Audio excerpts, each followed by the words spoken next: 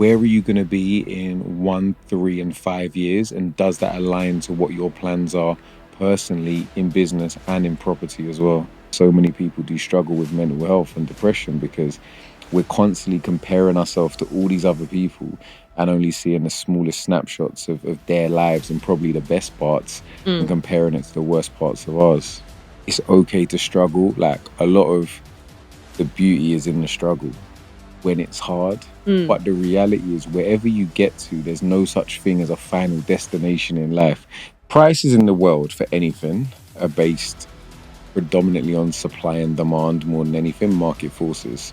So the more people that want something, the more it costs. I'm in property. You are not expected to be an architect, a solicitor, a structural engineer, an accountant. You are the conductor of the orchestra, bringing them all together. And if you don't have everybody playing in tune, one foul note can mess up the entire song. So you do have to make sure you have a really good power team. If I was to pick a strategy based on this current market, I would say Meet Kazy, founder of Property by Kazy. From starting a shisha business to building a 7-figure rent-to-rent business and now developing high-end London property with an 8-figure portfolio. His journey is pure hustle and strategy. He accidentally became an influencer by just sharing the process and now leads a thriving PBK community, making property accessible to all. When he's not flipping houses, he's skiing or smashing padel, because balance matters. Let's get into the mindset, the moves, and the madness of building real wealth.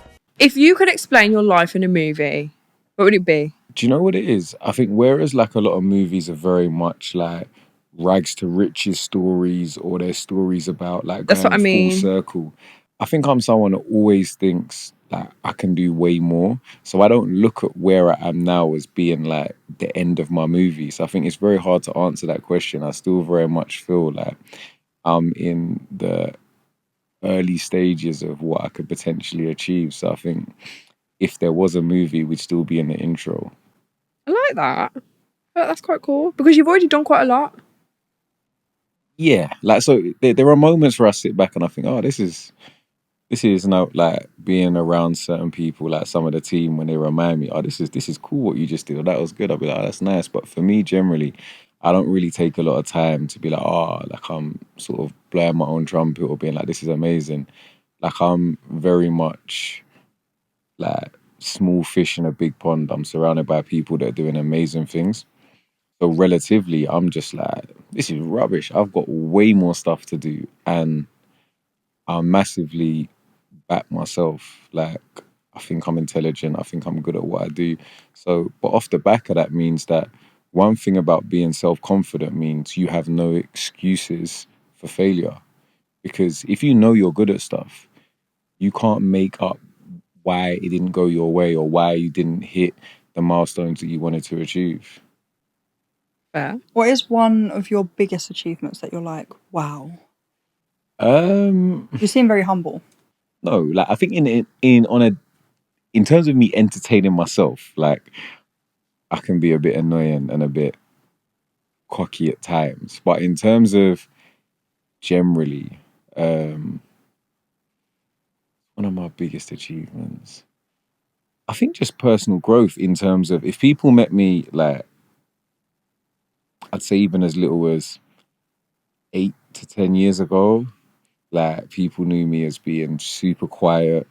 Like, I really struggled in social settings. I didn't really, like, I was very introverted. Like, I don't know, I had a good group of friends, but I was like the quiet one, the very non-bothered. And I think being able to realize that actually just saying I'm an introvert isn't good enough. You have to be able to take yourself out of your comfort zones. You have to be able to have some rooms where you've got to be the grey man and be able to be invisible and blend in. And you've got some where you've got to be able to be the life and soul and really be the person who's can be standing on a soapbox, entertaining the room and directing a crowd. And I think probably being able to do that is probably something I'm most proud of. How did you manage to pivot from like being completely introverted to being like, as you would call it, an extroverted introvert now?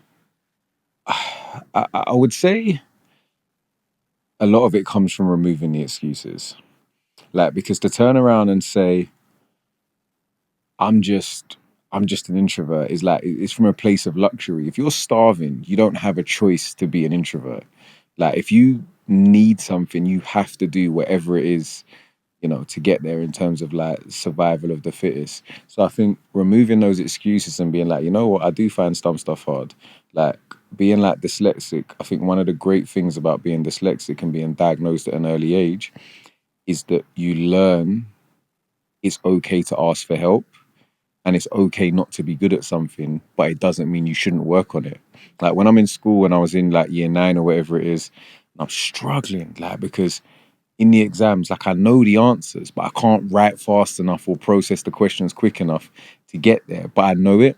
And just the ability of saying, if you actually just talk to someone, explain to them what you're struggling with, and then you get the extra time and then you get to shine, I think, and taking that ethos and using it in my day-to-day life. So whether or not it's, a case of, you might not necessarily want to be the person to hold court, like, in a room, but you find a way to make it work for you. So you find conversations that you're happy with. So particularly, like, starting to put myself out there as somebody who knows what they're talking about in property events, that even when I was going to networking events where previously I would have struggled to approach people, you build a persona and a knowledge base where maybe people approach you. So you find hacks to navigate rooms and make them work for you rather than have to work in the room.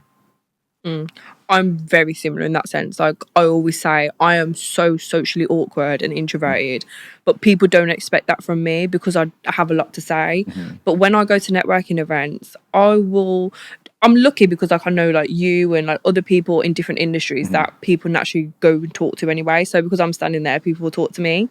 But I can't go and just talk to someone. I really, really struggle with that. And people are always like, but you do events and like you're so loud on social media and stuff like that. But it's completely different. Like, going to an event and going up and networking with people, it's so daunting.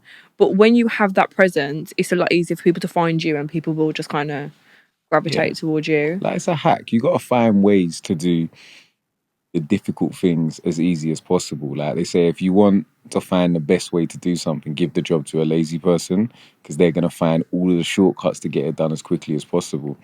And I think whether it's networking, whether it's overcoming adversity, like, you've just got to find a way that works for you, not just the way that like the first reel or TikTok you see that says, this is their hack.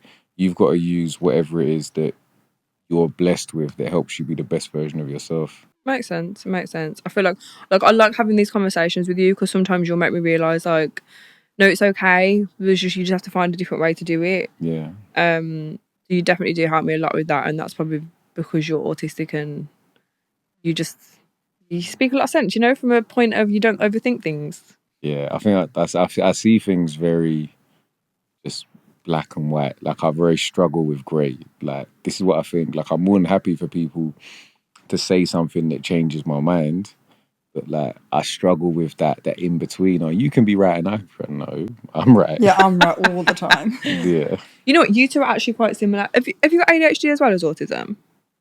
I mean, it's all very undiagnosed, but in terms of people's comments and observations, I think very much so. Because you're dyslexic as well, aren't you?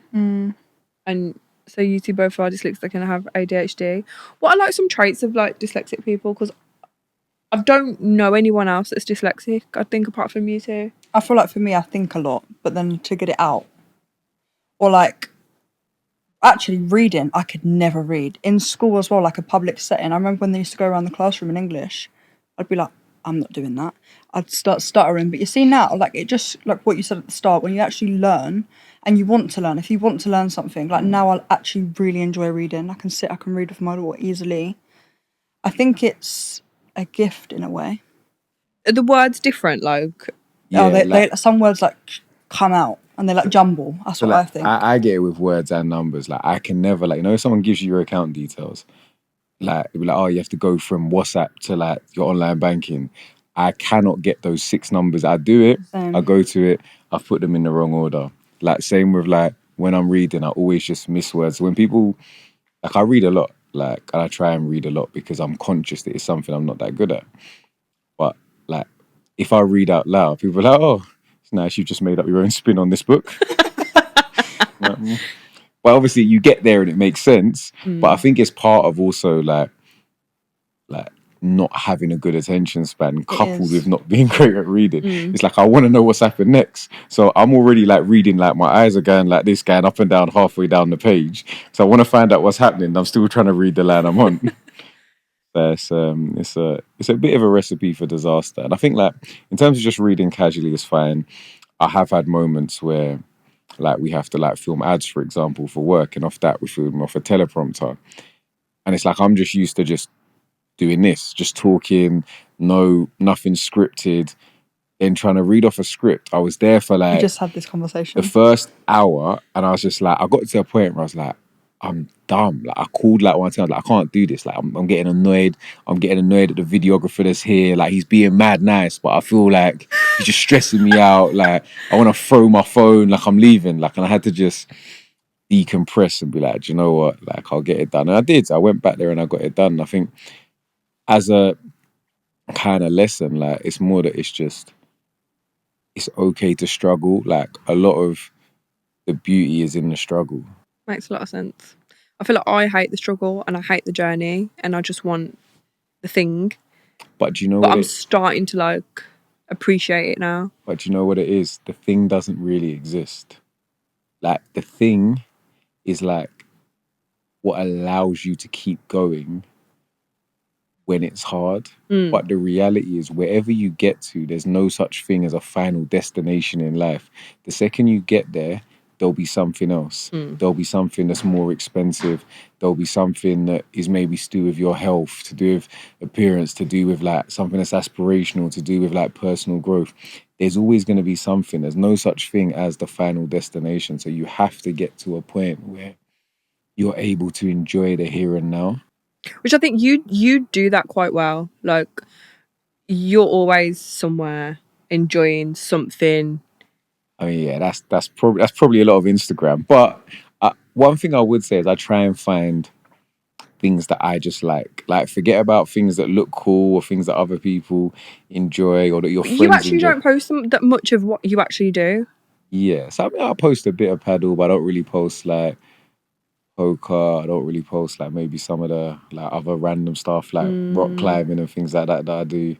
And I probably should post more of it, but at the same time, I'm like also, I guess it's nice to have things that are for you. Like same with like personal life stuff. It's just nice to have things that are for you. And I don't think everything is for the internet. Like I don't think we were made to know what every one of our friends that we haven't seen for 15 years are doing. Like who got married, who had a baby, who separated, like who's like arguing with their mum. Like I don't think our brains were made to have that level of information about that many people. And I think that's why so many people do struggle with mental health and depression, because we're constantly comparing ourselves to all these other people and only seeing the smallest snapshots of their lives and probably the best parts and comparing it to the worst parts of ours. I'm so big on that. I always say like I don't like posting my personal life. I never post my daughter, like very rarely, maybe like once a year. I just feel like you have to protect your peace as well. Like you have to have enjoyment in the things you do. And sometimes it's like, oh, I didn't know you did that. You don't need to know. And it's that idea of like the balance of, you wouldn't go and, for example, like just bring your daughter to work. But if your social media has stuff to do with your work, it's like at what point do you not create that crossover? Because like the this thing they said, the internet always wins, right? Anything you post is going to be judged.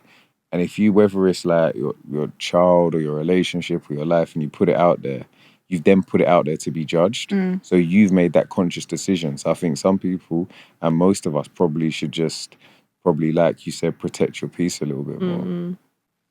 I think one thing you've kind of made me realise as well, like you're probably one of the most well-off people that I know, but you're so humble in the things that you do. For example, You phoned me one day and told me that you're buying, I can't remember what it was. Was it a smart car? Yeah. You told me you're buying a smart car. I said, what in Hey, I the love my smart world? car, you Have know. you bought it? Yeah, I bought it. Because you were stuck between, if there was a few that you were thinking of. Yeah, there were like a load of like these different, and I was like, oh my gosh, you know, it's only when I went to go and look at cars. I said, cost of living. Like a little, you know, again, showing my age. You know, it's like back in my day, you're going to go and get a little run around and remember buying cars for like £500, £1,000. I'm thinking, oh, I'm going to get a little Polo or something like that for like £2,000. Not possible. But I bought like a smart car. It's over 10 years old, or it's about 10 years old. And it cost me like 6 or 7 grand. But like when I say like gone from my insurance, or still got the other car, my insurance on the other car being £3,000 a year, road tax being like 600, smart car, insurance for the year £200, Wow. road tax £20, full tank £27. I said, what? Wow. And do you know the best thing? There's no such thing as a 3-point turn. I can just do a U-turn in any Literally, road. you can park anywhere. You can park in the motorbike thing. I'm having so much fun. Like I drive it around. I'm like, listen, you are going to see me in a smart car for the foreseeable future. But I love that because anyone who would be at where you are in life would be like, what's the newest GLE? Yeah. Do you know what I mean? I just think like too many people focus on what makes them look like they're well off rather than Yeah. enjoying what it actually is. Don't get me wrong, like I like nice clothes, I can like nice things here and there, but also it's like it's not the be all and end all, like, you know. And it comes with like, you just care way too much what people think. It's okay to just go out and not look the part every time. Yeah, like you called me on a last minute vibe. I was on site like half an hour down the road saying, could we do the pod? I said, yeah, like I'm gonna show up in a gym set, but it's like we're just gonna have the conversation.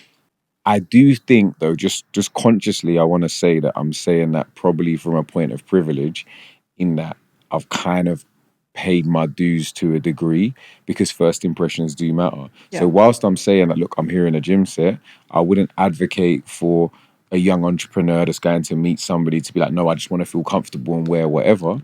You do have to put your best foot forward because unfortunately, your first impression is massive. You already have that image, so Yeah. it's fine for you. Yeah, so like when I went to go and buy like an expensive car, however many years ago, like even like 10 years ago, it was a case of, for me as like a younger mixed race guy going into like estate agents, maybe not instantly being taken as seriously. If you pull up in a X amount of £1,000 car, like, you know, you're naturally going to be given that credit.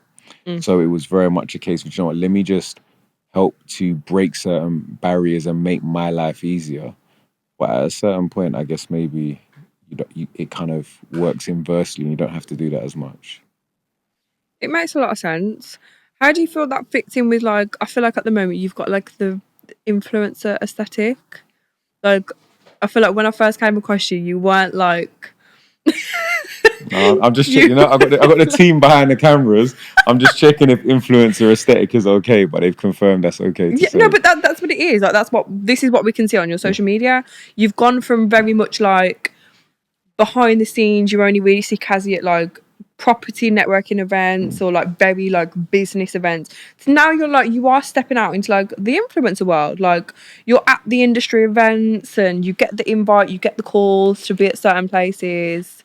Was that intentional? Nuts. I mean, like the social media as a whole was an accident. Like it was very much like a lot of people that have done well on socials were birthed of lockdown when people had nothing to do and spent way more time consuming content. And I was at a very pivotal moment where I just started to share my journey, although I'd been doing it for maybe 6 or 7 years prior. And at that point in time, I was just, you know, Instagram was very different. You just share a picture, share a before, share an after.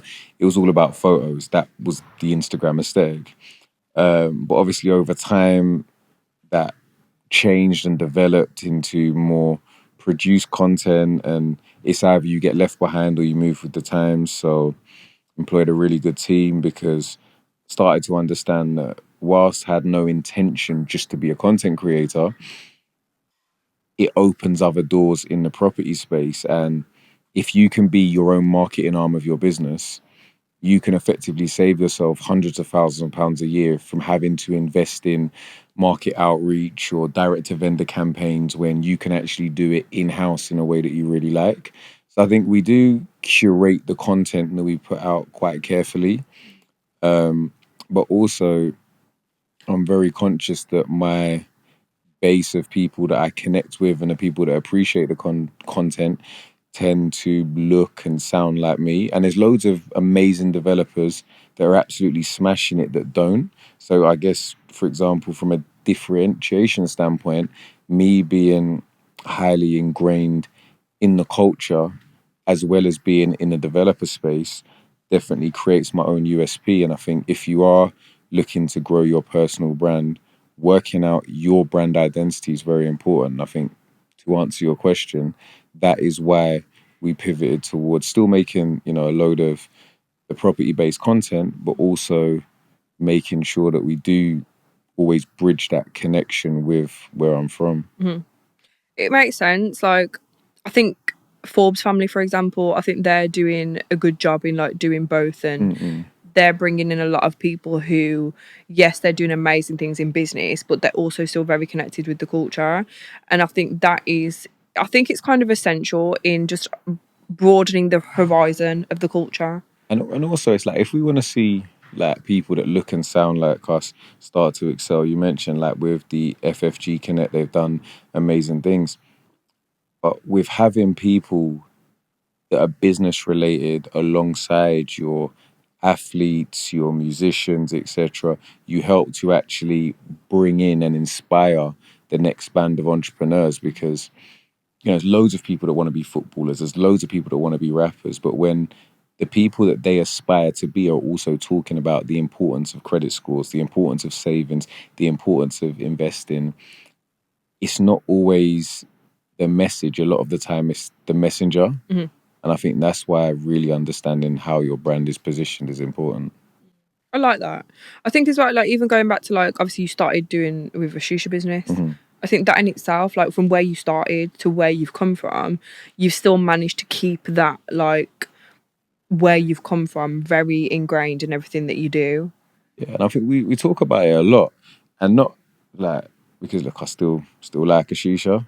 I did drive past today, got a project near Edgware Road, saw someone having a shisha at 9:30 in the morning. Thought Wow. that was a bit excessive, but I think any post sort of 8 p.m. shisha is fine. But I think the reason I talk about it a lot is because also like just transferable skill sets. What you're doing now doesn't have to be what you do forever, but if what you do now can make money, why not just do it? Especially if you can find a way to enjoy it. So I talk about it a lot because when people are looking at, for example, in my space, getting into property, a lot of the time the conversations on like, how can I get in now? But the reality is property is like super high barrier to entry in terms of capital requirements. And which is why a lot of the time, like, look, if you can find like a cash producing business, like a cash flowing business, do that first to make your money and then maybe invest in property to help preserve it and protect your money.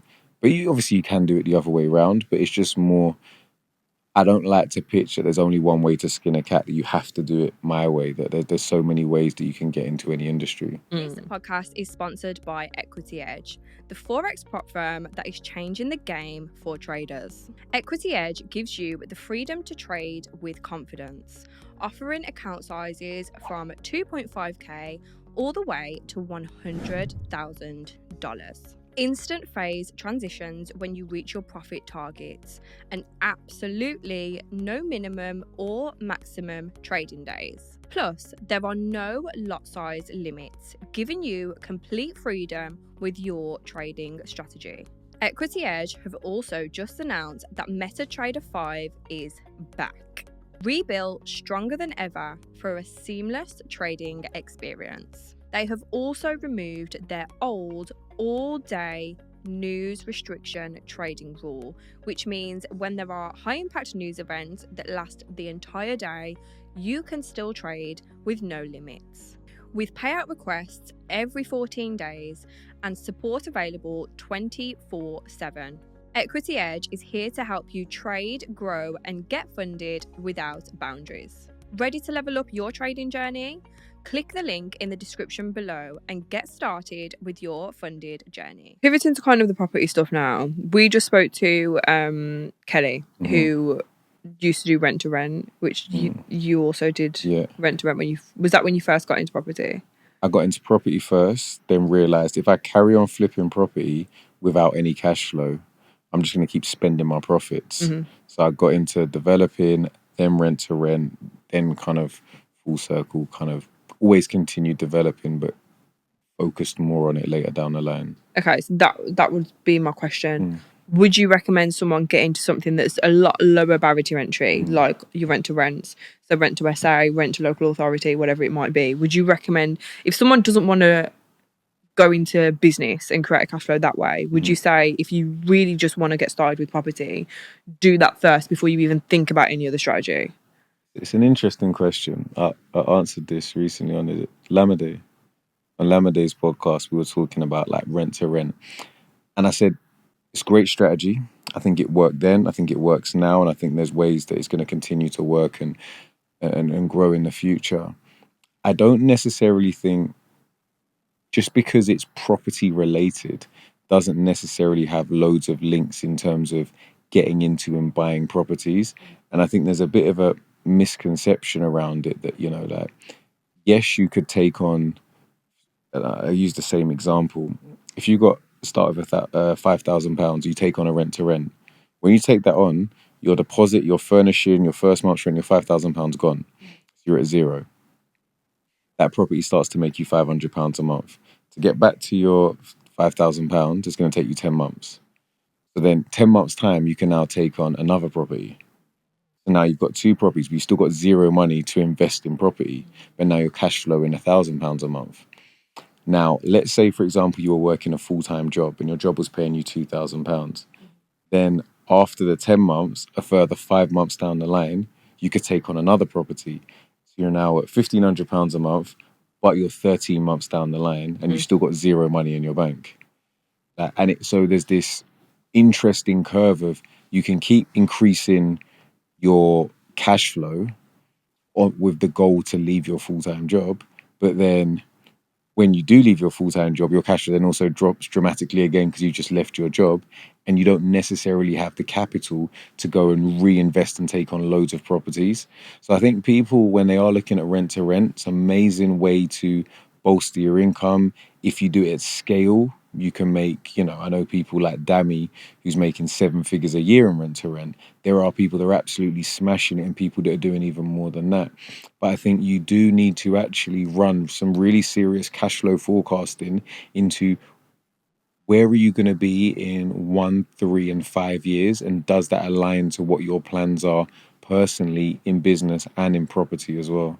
It makes sense. Do you think the most viable option for someone, like if someone's watching this podcast now, they're like, Kazy is my absolute idol. I want to be just like Kazy. What would be like the blueprint? Would it be to just start a business first? I think, look, like, the skill sets that I've learned massively, and I know a lot of people, I don't talk that highly about, there's people that very much bash the 9 to 5. There's people that bash like further education. I'm somebody that's done both. And I think they massively helped me in terms of getting to where I am, just whether it's in terms of my skill sets, whether it's in terms of my ability to analyze certain things, whether it's just basic, like theoretical, just modeling and things like that have helped me. So I would say, like, look, as a starting point, whilst you're kind of figuring it out, get paid. Get paid like day one as early as possible. Get that work ethic because it's going to be hard and like you're going to want to quit at a point being an entrepreneur. So get paid to start with, get some money behind you, get used to actually having to wake up in the morning, having to go to work. Sounds like shit, but having to take a bit of shit from customers, because I'm telling you, in your business, you're going to take some from your clients. So you're better off like getting used to it at an early stage. Surround yourself by people that are doing the things that you want to do, because that's going to be your shortcut. Realistically, like, you're going to be able to ask them all the questions. You're going to be able to avoid all the mistakes that they've made. Like, for me at the moment, I think if I was to pick a strategy based on this current market, I would say deal sourcing is the best shortcut into development, particularly if you don't start with a lot of capital. Reason being, if you become a really good deal sourcer, there's not a lot of them out there. So I was literally just you're about to not say competing deal against. So if sources you're good, scare me. you're not competing against a lot of people. Number two, like if you're a really good deal sourcer, you can make a lot of money. There's a lot of months paid out 5 figures to deal sourcers. These are deal sourcers, sometimes in their late teens, early 20s, that are making good money. You're also going to be connecting with the people that you maybe want to get investment from in the future, or that you want to work with in the future. In addition to that, with deal sourcing, you're really going to be learning a skill set, like the ability to analyze a deal, which is really what underpins being a property developer early on. But lastly, if the deal is good enough, you can circumvent the whole idea of having to have the capital. Because if, for example, okay, if you come up with a deal and this deal is amazing and you're like, listen, I've got this deal, there's this amount of money in, it's going to take this long, this is like the planning we have to go through, but these are the potential returns and it's amazing. And I'm like, how much for the deal? And you're like, it's not for sale. You're like, okay, so what's the deal then? You're like, look, I'll JV in with you. Like, I'll bring the deal, I'm going to do X, Y, and Z, and you bring the funds. You've put yourself in a position because you found something that's so good that you can dictate the terms of the way in which our relationship works. So I think if I was going to give somebody some advice, it would be to become a really good deal sourcer, specialize, but don't just scatter fire and just try and source deals all over the country. Find some specific investors, go to networking events, say, look, what are you looking for? What would make you buy a deal off me? And then focus on trying to find a way that you can do that. Like a lot of people that I know go into like Airbnbs and then they do like house auctions and then start flipping properties. What's your journey been? Because I don't know much about you Yeah, apart from what so you've just said. I didn't start with Airbnb, but did like very early on start buying properties at auction. I think one thing that probably differentiates me from a lot of property investors, particularly on the socials, is that I never went, up north or did like South Wales. I've always invested in London. Which is cheaper up there, right? Yeah, so it's a lot. The barriers to entry are a lot lower. Because if you're buying properties in the valleys in South Wales, you're buying properties for 30 to 50,000 pounds. If you're buying properties in London, like that's the deposit as a starting point for like the flat above the mall lease. Like, so it's very different models. Is that the extent of the price? What? Like in actual fact, a flat above Morley's would be looking at 300 grand. London's just expensive. You can do, yeah. I mean, look. So realistically, I would say if we consider like what there's things that determine how much a property costs. It's going to be location. If we're looking at leasehold properties, the length of the lease and the condition. But if we're talking about properties in London with a good length lease, with no structural or other issues, it's 1 bedroom flats go like your cheapest areas. You're looking at like a sort of that's got a London proper like London postcode, like maybe somewhere like Abbey Wood. You're looking £200,000 for a 1 bed. Again, South Norwood, 2 to 250, and these are all areas that are probably some of the cheapest areas to buy in. Whereas there's loads of areas. Like if you look at sort of, I'm trying to think somewhere that you wouldn't expect, like a Tottenham, for example, that's not known as being amazingly nice, but through gentrification, Tottenham, Brixton, Peckham, Clapham, you're going to be looking £500,000 and up potentially. So I have a question. Educate me. So I didn't understand before if it was like, say for example, Birmingham is cheaper than London, right? I didn't know if it was because the area was just like a bit run down or because it's not near like train stations and like easy access to like work life. What is the reason for it being cheaper? So prices in the world for anything are based predominantly on supply and demand more than anything, market forces. So the more people that want something, the more it costs. So if we look at London, City of London, Canary Wharf, etc., all of the biggest businesses are there. So property prices, all of the the most frequented shops and shopping districts, are in zone one, etc. So price point wise, property then becomes a lot more desirable. Off the back of it being desirable, the upkeep for those areas is also a lot nicer, and the amenities in those areas are a lot nicer. But you've got some areas that look lovely. Like you've got some lovely, really quaint, you know, country towns that are a lot nicer and aesthetically a lot more pleasing than loads of areas in London, but cost a third of the price. So it's not so much down to upkeep, it's really down to geographical proximity and supply and demand. You could literally have, and I know this from like where I live, a whole area, but then one road is so expensive. What's that about then? Is that just because it's the road? Like the road looks nice? Yeah, so sometimes it is generally the aesthetic of the road. Sometimes it's the catchment area for the right schools. Sometimes Yeah, it's that's a good one. proximity to local amenities, whether it be transport links. Because if you've got, a road that's a nice road, but still off the main road and not a cut through road, but it's a 2-minute walk to the station that can get you from zone 4 into zone 1 in London, for example, in 15 minutes.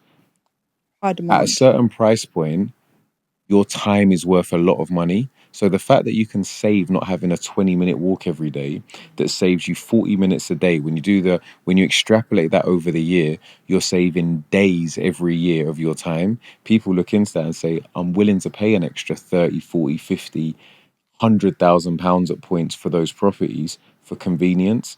And that's life. That's the same reason that you use the same equipment, give or take, that you use in Pure Gym versus David Lloyd. But for the way it's delivered and the way it's packaged and for the convenience, you pay a lot more. And it's like there's more into doing property than just doing property. Like you have your brokers, surveyors. You have to have the think in mind of the person that's buying the house. And I feel like I wouldn't think of that type of stuff. Like, what does the buyer want? But you Yeah. have to think like that. Yeah, no, definitely. I think that I'm a massive advocate for making sure you think about your target demographic before you start doing the refurb. Really simple example is, let's say you're refurbishing a 2-bedroom flat. Now you're doing everything. You can choose to do whatever you want. If you think it's going to be like a young couple, chances are you may say, you know what, I want to do an amazing wet room, walk-in wet room, really lovely, make it look really nice like that. Whereas if you're thinking actually it could be a young family, chances are you're going to maybe miss some of the luxury and go for a bathroom because you think they may have a young child. So I think just thinking about who's going to buy the property is massively important. But then, as you mentioned, you've got all of the relevant experts that you need. And it's one thing that we talk about all the time in property. You are not expected to be an architect, a solicitor, a structural engineer, an accountant. You are the conductor of the orchestra, bringing them all together. And if you don't have everybody playing in tune, one foul note can mess up the entire song. So you do have to make sure you have a really good power team, and that's what you build over time of doing it for over a decade at this point. I think taking that analogy there, not even an analogy, just a fact of having all the different people that do all the things that you don't know about. I think that it's not just property. Like, I think if people can take that from property and understand that that is entirely what business is, you don't need to start a business and know everything about the logistics of everything that is running in your business. I think a lot of people go into business and think, I need to know everything. I can't do it without knowing all of these things. Yeah. But taking that and understanding that just having that power team is going to make your life easier, for one, that is the most important thing of like having a business, running property, whatever it is that you're doing. Yeah, like property isn't different to any other type of business. It's the same thing. Say the mistakes are more expensive, the capital to get in can be higher, but the reality is the skill set that you need is very, very similar. There's a lot of like scams in terms of property as well, isn't there? Which I didn't actually know about. And do you know about the Ace family? They was together. You know about the Ace family? Yeah. It was like a big YouTube family, and they actually like bought a house, and then they like didn't put certain things in and didn't put like certain like legal stuff on the house, and actually there was in like so much debt. Have you been across anything like that? Like obviously you don't have to talk about like that type of stuff, but Do you see a lot of scam type of stuff in property? If I'm honest, like it's probably a lot more, I guess you'd call it scam or misinformation around the property education space. Going for that. But I think it's the same with trading, Yeah, it's same with like anything, like everything. anywhere there's an opportunity to make money, There's someone dodgy. people are gonna sell dreams. Yeah. Because it's easy to sell hope value. Yeah. Like, oh, like do this and be like me. In terms of property scams, there are a lot that are really prevalent, not that are around property. The ones that people fall victim for more be stuff like, so people would go and rent a property for Airbnb on Airbnb, maybe show the property around to loads of people as if they're renting it out, do it at a really cheap price, take like 20 deposits as if they're going to rent the property and then just disappear. So you see Wow. stuff like that. So you need to be very aware to actually make sure, you know, sometimes spend money to save money. So you can do a land registry check for £6 to make sure the person who's saying they own the property is actually the owner. Ask to see that person's ID to make sure that they match.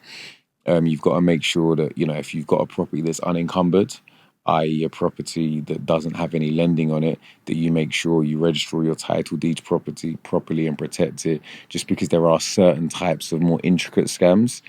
But look, there's going to be scams in all industries. I wouldn't say property is higher, but I wouldn't say it's, you know, it's without there being people that are looking to defraud people. I'd just say, if anything, you have to make sure you protect yourself. Do you take on JV partners or investors? Yes and no. So yes, I have. Like over the time I've been doing this, I've raised, you know, 7 figures plus in private investment. I've done JVs. I'm in the process of doing some at the moment. I'm very selective with JVs. I don't just do it for the sake of it, because I generally only JV with people that are in like my community. So I have like the PBK community, where we help like aspiring property developers and people that want to take their property investment journey to the next level. So it's one of the things that we offer, like our JV in house, because I think that makes more sense. I think people have to be very careful with JV, and I've seen a lot of horror stories, because people are so eager to do their first deal, they forget to do the due diligence they're doing on the deal that they're doing on their JV partner. And I've seen people end up in, you know, litigation and tribunals, and just because they can't even talk to each other at the end of it. I think that has been probably why I don't even think about getting into property now, because I've had such a bad experience with people in property. Obviously we know that behind the scenes, but I think it's very hard to look for someone online who you would like to go to, either for investment, JV, education, whatever it is. What are the things that people can look out for when they're like trying to get into their property journey? Obviously all the gurus, when you search property, they all come up.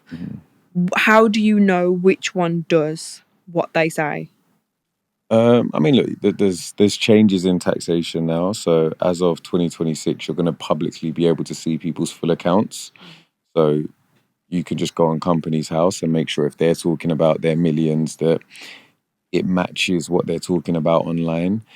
Outside of that, like, I think, you know, you can see a lot. Like, don't listen to like your gut when it comes to what people are saying. Like, you know, there's like sometimes people say, "Oh, head over heart," but a lot of the time I say ignore them both and listen to your gut, because a lot of the time that will tell you really what there is about someone. If you go to their seminars or go to their open days or whatever it is, and you have a chance to engage with them, you go and watch them talk at events, because most people will be, you'll get an idea of what they're really about. And it's not to say even some people might not be, they might be amazing at what they do, but their mentality and the way in which they want to deliver just isn't for you. Like, some people are really intricate and they want all of the theoretical details kind of noted down, and you know, that's the way you learn. Whereas some people like myself, maybe like Katie as well, being dyslexic, are more like practical, hands-on learners. Like, we want to go down to site. I want to be like, but what's it like when you're talking to the builder? Why did you do this? Like, why did they do? And everybody learns differently. So it's not always that somebody's bad, but sometimes they're bad for you. So I think understanding the way in which they teach and making sure that it's aligned to the way in which you learn. Have you ever had a deal that's like gone completely wrong? Not really. Well, no, actually. Like, so I've never had a deal that I've lost money on. I've had deals that haven't gone to plan as much as I'd like. I've had deals where I've had to sort out a load of issues. I was dealing with one today. But that being said, I don't think I have a high tolerance for risk. So there are deals that I looked at and I thought this could either go really wrong or really right. And I didn't do it. And I probably would have, maybe I lost out on or didn't make £250,000 and upwards £500,000 because I was too scared to do the deal. But likewise, there's deals that I looked at and I thought, not sure. And in hindsight, the person who did it lost six figures. So I think I am quite reserved with my own personal risk tolerance. And it means probably haven't made as much money as I could have, but also I've probably slept a lot better and needed a lot less therapy. I was just going to say that I feel like sometimes is the anxiety even worth that extra Yeah. mil? There, Like, there is it's why they call it risk and reward. Like, you have to put your personal peace of mind and put a value attached to it. Like, if you turn around and tell me, can I borrow £10,000 and I'm going to give it back to you at the end of the year, I'm going to give you £10,000 on top. But if I know you're all over the place and I'm going to spend the year worrying about whether or not, even if you offer me a 200% return, is my stress worth the potential to maybe make 20 grand? Probably not. So even if there's a great opportunity, a lot of the time you can walk away because it doesn't align to how you value your own peace of mind. if you could go back to your 18-year-old self and give him one piece of advice, what would it be? I would have started playing paddle earlier so I could be in the Olympics. We haven't even spoke about paddle. I feel like we need a hot episode on paddle. I know. That's your thing now. Yeah. But it's everybody's That's a thing. lifestyle right now, isn't it? Now, everybody's addicted. But you were the first person. I didn't even know about paddle. Early adopter. You were the first person that I was. saw playing paddle. Because it's just, I was trying to tell the boys, like when the boys were playing a bit of badminton and tennis, I'm like, trust me, like, we need to play paddle. You had a whole tournament the other day, innit? Yeah, that was cool, man. That was always a man. I played at one. It was Tom Holland, Tom Holland? You yeah, said? man, I've got to play with Spider-Man, man. It's How crazy. lit! Yeah. That is But, so Tom cool. Holland, it was really good. Loads of amazing people there. You just get to connect with, get to talk to. But I think the great thing about a hobby that inspires passion is I can sit down and me and you can just talk. But if we both like paddle, you might be the billionaire of this company. But if we have a good game of paddle and you're saying like, listen, let me take your number. So it reverse engineers the networking. Yeah. So as a little hack, if you find something that you're really passionate about, particularly if it's something that attracts the right type of people and the right clientele, that will probably outstrip any networking events that you can go to. Like probably the people that I met just the other day at that tournament alone probably outdid all the property events that I've been to in 2025. Really? I feel like that's nicer because it's more natural. Whereas you're purposely going to a networking event to network. To meet people, yeah. When you do it accidentally, it's always Feels a little bit dirty, innit? Like we're going there to a networking event. It's like, ooh, can I get some of your stuff? You can have some of my stuff. Yeah. That's it though. Yeah, it was good. How far do you feel like you'd take the paddle? Was it just a hobby?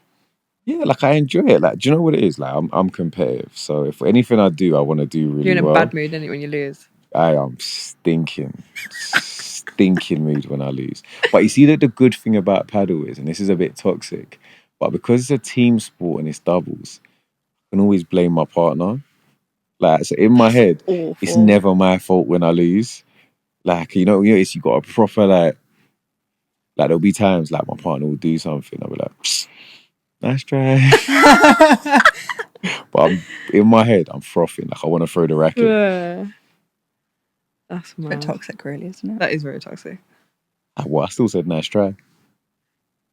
Sarcastically. No, like I proper tried to mean it in my face. Toxic. Fake. Yeah. Bad.